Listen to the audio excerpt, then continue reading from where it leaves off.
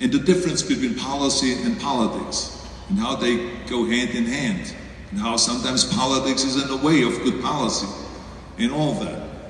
And I heard this for years and years and years, that I got inspired by the idea that here's a family that thinks always about how to make the world better or how to make the country better. And I said to myself, maybe that's what we're supposed to do. Not just worry about my movie role or being the star of a film or seeing myself on a poster, but maybe doing some public service.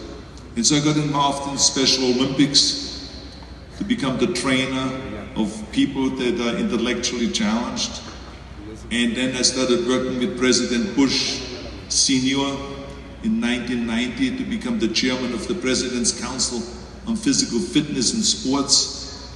And then hanging out with Bush kind of enlightened me even more so about public service, because he talked about public service. So it was almost like someone was showing me the road to become a public servant.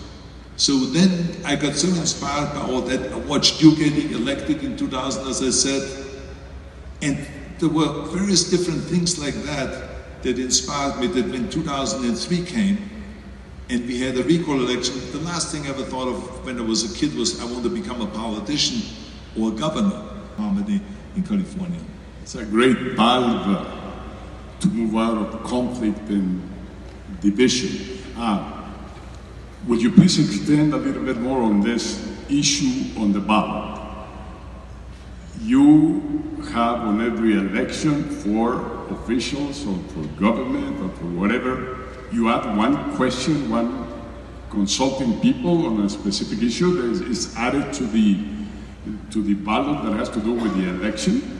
Yes, so you elect, on election day, you elect the politicians, let's say the mayor, your congressman or congresswoman, or your senator and so on, your governor. And then at the end of the order's names, you will see then various different initiatives. Those initiatives are put on by union leaders, sometimes they're put on by business people, they're put on by politicians, sometimes if they don't get their work done, and so on and so forth.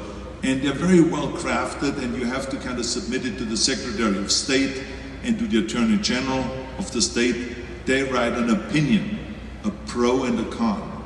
So they say, okay, this has an advantage that kids will be staying in school, that kids will get off the streets, kids will get education. But the negative is that it will cost the tax.